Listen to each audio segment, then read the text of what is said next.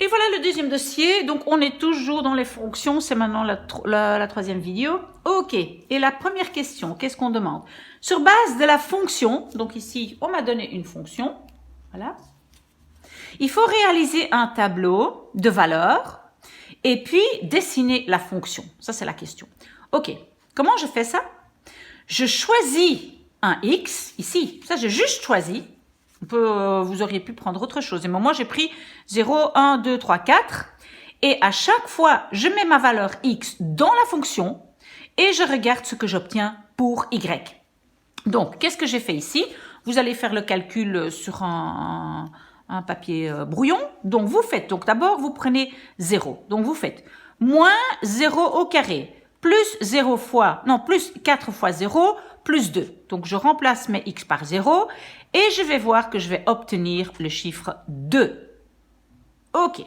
Après, je vais essayer de mettre 1. Donc, je mets 1 dans ma fonction, je fais moins 1 au carré, plus 4 fois 1, plus 2, et vous faites le calcul, vous allez voir que vous allez obtenir 5. Et comme ça, je continue. Chaque fois, je mets un autre chiffre, je remplace le X par un chiffre, et je regarde ce que j'obtiens pour les Y. Vous pouvez choisir n'importe quel chiffre.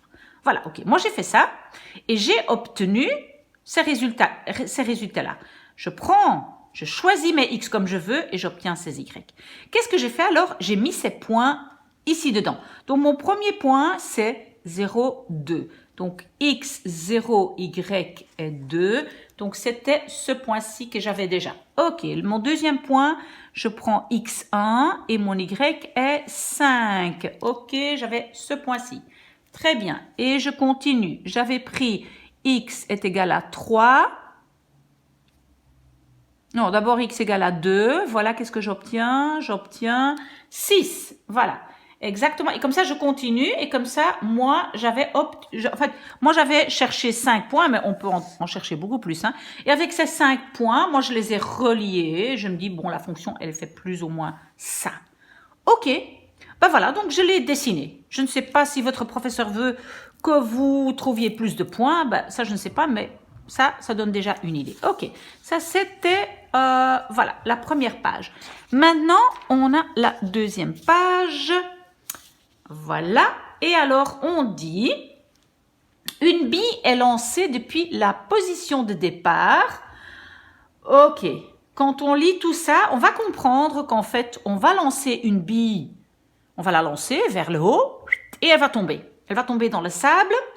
Et donc, moi, ce que je fais toujours, c'est que j'essaye de dessiner ça. Donc, je dessine toujours l'axe Y et l'axe X. Voilà. Et j'ai déjà quelque chose à marquer dans mon dessin, c'est que la bille part à la position 0, 2. Donc, mon X est 0 et mon Y est 2. Donc, ici. Vous voyez, la bille part là. Peut-être c'est une personne qui mesure 2 mètres et qui lance la bille comme ça. Voilà. Donc, la bille, elle va faire hop, et elle va retomber. Moi, je ne sais pas encore où elle va retomber parce que justement, c'est ça la question. Qu'est-ce que je sais? Je sais que cette fonction, cette courbe, en fait, elle s'appelle ou elle est représentée par la fonction moins x au carré. On me la donne, elle est là, plus 5x plus 2. Voilà, ça c'est cette courbe. D'accord? Qu'est-ce qu'on veut maintenant savoir? On veut calculer les coordonnées, donc ça veut dire le x et l'y, du point d'impact. Le point d'impact, c'est là où la bille va toucher le sol. Elle va impacter le sol. Okay? Le point d'impact, c'est le sol. Donc ici, le x, parce que moi je prends ça comme le sol. Si le dessus du sable est au niveau 0, ben voilà, on va dire que c'est le sable, le niveau du sable. Donc voilà, la bille va toucher là. En fait, qu'est-ce qu'on me demande? On me demande où la bille, où la courbe, en fait, fait une intersection avec l'axe X. C'est ça, en fait, qu'on demande. OK. Donc, c'est quoi l'intersection entre ça et mon axe X? Donc, souvenez-vous, pour trouver les X d'une fonction, donc ça veut dire les points où elle traverse la fonction, les intersections. Souvenez-vous, j'avais écrit cette formule. Cette formule, il faut la connaître par cœur. Voilà. il faut la connaître par cœur. X ou T ou n'importe quel inconnu est égal à moins B plus ou moins Cette formule, il faut la connaître par cœur. Je vais l'appliquer ici. Donc, je l'ai encore une fois marqué ici. Ça, c'est la formule. D'accord? Et maintenant, je l'applique. Donc, encore une dernière fois, qu'est-ce que je vais appeler A? Ben, le moins 1 ici va être A, parce qu'en fait, c'est comme si il y a un 1. Le plus 5, ça va être B. Et le plus 2, ça va être C. Ça va? Dans ma formule. OK. Et maintenant, j'applique la formule. Moins B, ça devient plus 5. Plus ou moins. Voilà. Et je fais mon calcul. J'applique exactement cette formule. Et quand j'ai appliqué cette formule, je continue. J'arrive finalement, donc souvenez-vous, je fais une fois plus, une fois moins.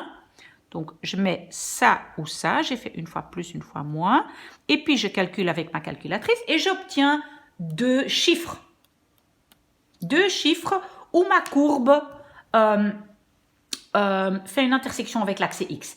Maintenant, pourquoi de ces deux points? Parce qu'en fait, donc j'ai trouvé ce point-là et la courbe ici, elle traverse aussi. Mais pourquoi je n'ai pas tenu compte de celui-ci, celui qui est négatif? Pourquoi? Parce que ma bille ne tombe pas en arrière. Je ne vais pas la lancer en arrière. Je la lance en avant. Donc ici, voilà, ça, c'est éliminé.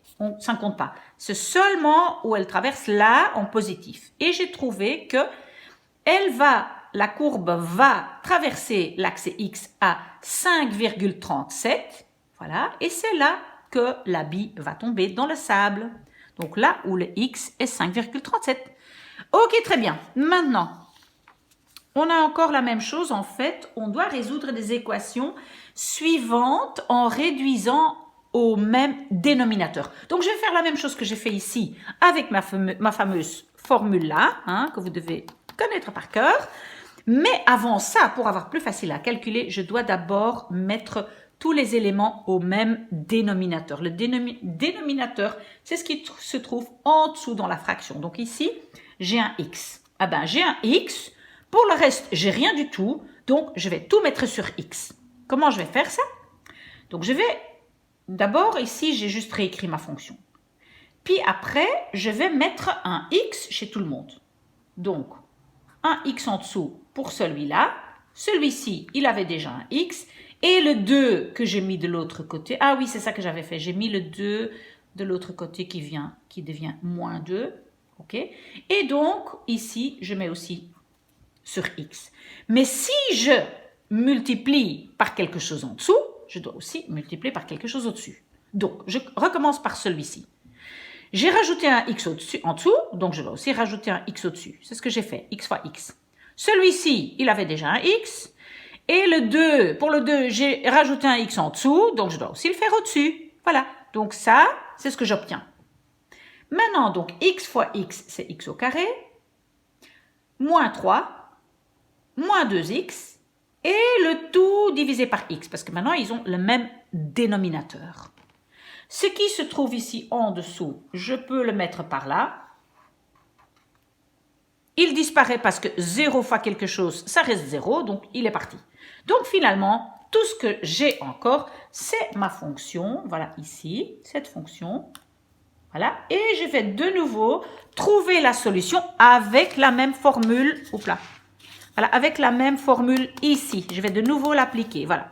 Et maintenant, je vais vous laisser faire. Donc, vous faites de nouveau moins b plus ou moins la racine, etc. Vous calculez. Vous allez voir que vous allez avoir deux solutions parce qu'on a toujours plus et moins. Et avec votre calculatrice, vous allez obtenir x est égal à 3 ou x est égal à moins 1. OK. Alors, encore le même exercice, mais maintenant, en fait, on a ici, donc on doit de nouveau mettre sur le même dénominateur, mais on en a déjà deux. Donc moi, par facilité, le nouveau dénominateur pour tout le monde, je vais l'appeler 4 fois ce machin-ci. Donc vous voyez, je vais faire comme ça, 4 fois x plus 9. Voilà, ça va être mon nouveau dénominateur. Je vais le donner à tout le monde. Donc, je vais déjà l'écrire deux fois. Ça va? Parce que j'ai un élément là, un élément là. OK. Donc, j'écris le dénominateur et puis je regarde qu'est-ce que j'ai rajouté par rapport à ça. Ah, j'ai rajouté x plus 9. Donc, au-dessus, je dois aussi rajouter x plus 9. Toujours multiplier ici. Hein, il y a toujours une multiplication. OK. Pour celui-ci, il avait déjà x plus 9. Qu'est-ce que j'ai rajouté? Ah, j'ai rajouté le 4. Donc, au-dessus, je dois aussi rajouter le 4. 2, qui était déjà là, fois 4. OK. Donc, maintenant, je peux calculer. Qu'est-ce que je vais faire? Je vais mettre d'abord tout sur le même dénominateur. Ils ont le même dénominateur. Donc, je réécris ça. Et je réécris 2 fois 4 qui fait 8. Ça va? OK. Alors, tout ce qui est en dessous ici, voilà, je vais le transférer de l'autre côté parce que comme ça, il devient 0 parce que 0 fois quelque chose est toujours 0. J'ai 0, il me reste que ceci. Voilà. Qu'est-ce que je fais avec ça? Je fais de nouveau la distributivité. Ça veut dire celui-là, il compte pour celui-là et il compte pour celui-là. Donc, je fais x fois x, c'est x au carré. Je fais x fois 9, ça fait 9x. Et le 8 était déjà là. Donc, de nouveau, ça, c'est la fonction que j'ai obtenue et pour laquelle je vais essayer de trouver les deux intersections avec ma fameuse formule que je dois connaître par cœur. OK. Donc, j'applique la formule, j'obtiens 2x, une fois plus, une fois moins, je calcule avec ma calculatrice, etc. Et j'obtiens ces deux résultats. À vous de voir si vous obtenez la même chose. Et maintenant, je coupe et je fais une dernière vidéo.